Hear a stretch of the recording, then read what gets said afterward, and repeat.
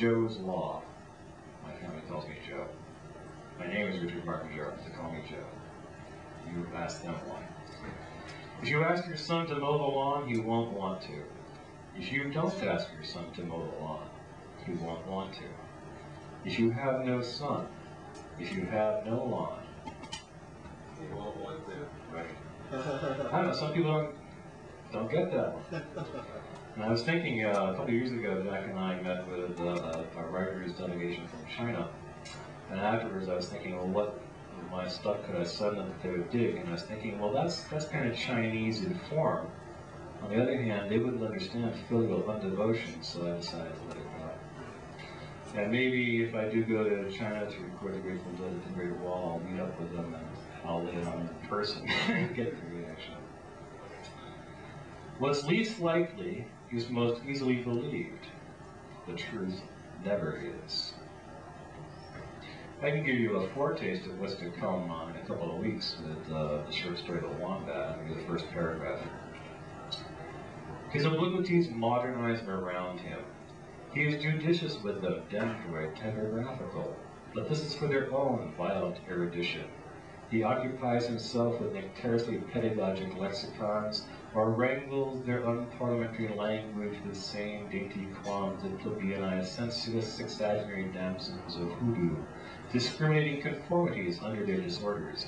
It is as if he chaperones to friendly nymph in aquatics where only oceanism is conclusive. But oceanism too is a courtesy of impressionable cockcrow. I will make you oceanism proof, he sizzles unpropitiously. His obliquities eat out. That's the first paragraph of my mistranslation of a short story by Donald Barthelme called The Genius.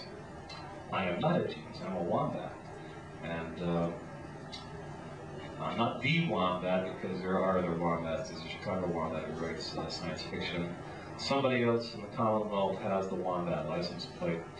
I'm FN wombat, Fredo's wombat, fucking no good wombat, frequently nugatory wombat, frontal nudity wombat, and other variations thereupon.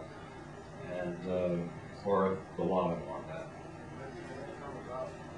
It's a long story, longer than we have to go into here, but I'll give you the short answer that I got from Elaine Slavin. Elaine Slavin and I, a couple of years ago, got into doing the rounds of some brunches. She held one, and some people in the Islands held one, and it went on for about 6 months. And she showed up in, I guess it was early February, wearing jeans with the knees out, and so on. And I asked her, I thought we beforehand that we were going to try to be a little bit formal for the brunches, and I would be the designated person to be in rags, because I didn't dress that well those days, still don't, but and I asked her why she was wearing the jeans, and she said, it's the only thing I had that was clean that fit, and that's why I want. No, that's an appropriation of something she said, and I recognized it. And I got to the house, and the kid in the house was asking me, why do you want that? And I didn't want to get into 4,000 years ago in Ur, etc., etc., etc., etc. Kids don't like that mythological shit.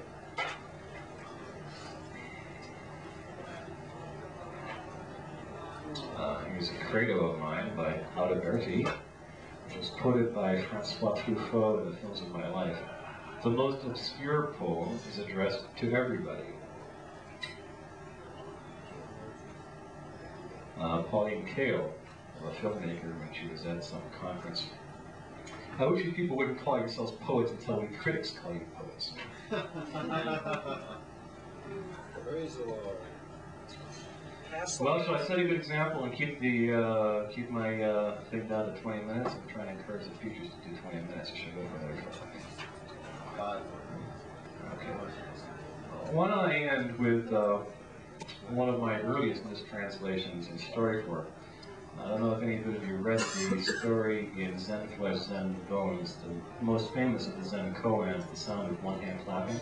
Anybody know the story as opposed to just a riddle? Okay, well this is my mistranslation of that. Instead of the sound of one hand clapping, it's the death of 792 wonders. The wisdom of Disney ostentation was Rasputin, jagged sweat. Okay. That's the priest of this monastery. And his name is Jagged Sweat. He had a non-existent dose in Dirt Randy, who was raucously 595 other men's doxys perfected. Randy saw the anti-clockwise afterthought set towards the wisdom's love each revelation average to lurk lagoonage and taciturnity and humid indeterminacy in which they were obeyed by auspices to contemplate blame equally. I don't know, maybe I should tell you the process, how this happens. In this particular instance, I was taking a thesaurus. One of the old-fashioned kind that has 1,000 categories, rather than the alphabetized kind. And you take a deck of cards, you take out one suit entirely, and then strip the court cards, so you've got 30 cards, ace through 10. Tens are zeros, so then you, by taking any 3 cards, have 0, 0, 0 through 999. Let 0, 0, 0 equal 1,000, and you've got a match between the 1,000 categories in the thesaurus and your deck of cards.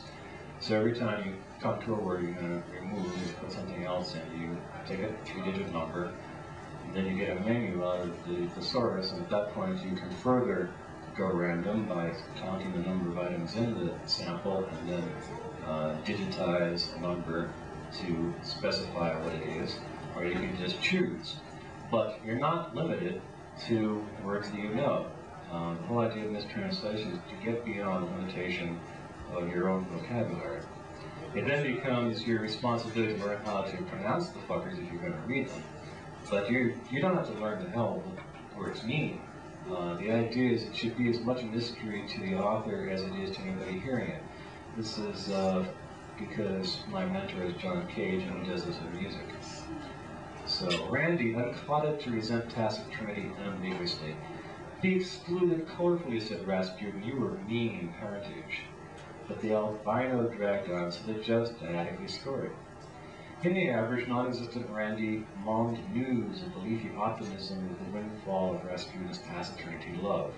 He took the peon for better or worse to dash off his stoicism, brandish anthropologically 609 circumstances outside of improvement, and luxuriated to lead the dance before the wisdom in tactile touchdown.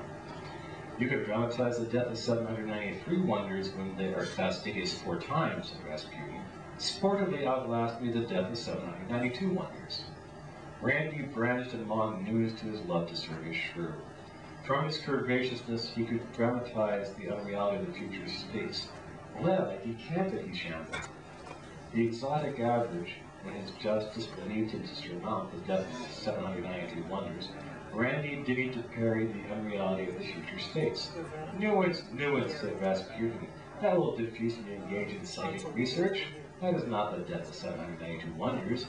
You've not decanted it in swaddling clothes. Typifying the middle of the road unreality might materialize, Randy wore his mask to a bankrupt pussyfootism. He nipped 4 times. What can tickle the fancy of the death of 792 wonders? He learned to grizzle some regression composing. I decanted, recoiled Randy. When he exotically hobnobbed before his joust, Randy requested composing regression. What is that? Asked Rasputin. That is the death of composing regression, but not the death of 792 wonders. Advance 4 times. Anarchically, Randy nipped to dramatize the death of 792 wonders. He dramatized the lasting quality of the stratosphere, but the death was cast for a role. He dramatized the resignation of a uselessness. This wrongly was embezzled. The death of 792 wonders was not the bigotries. For more than 375 prophecies, Randy set towards Rasputin with airy ingratitudes. All were pleasurable. For almost a reefer he smelled that the death of 792 wonders might economize. Incurably non-existent Randy incurred native nymphidity and decreed all deaths. I could will note the retissement, he improvised foolishly, so I mated the deathless death. Randy had gate-crashed the death of 792 wonders.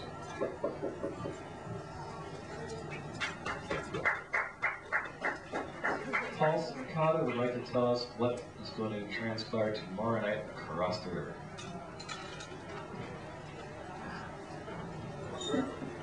My good friend Casaro's got a second book coming out, so tomorrow night we're going to have a book publishing party. That's 565 Boston Street Community Church.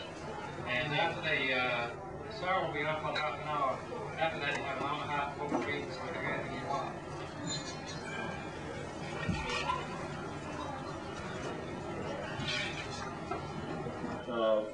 It's more of a discussion group than we can have here. There's interplay, even during the teacher-reader set, between the reader and the rest of the people there. So because we're amplified and feeding back and all of that stuff over here, we're more oriented towards show business. But every time I go over to the New Writers Collective readings, I do have a good time and I recommend it heartily.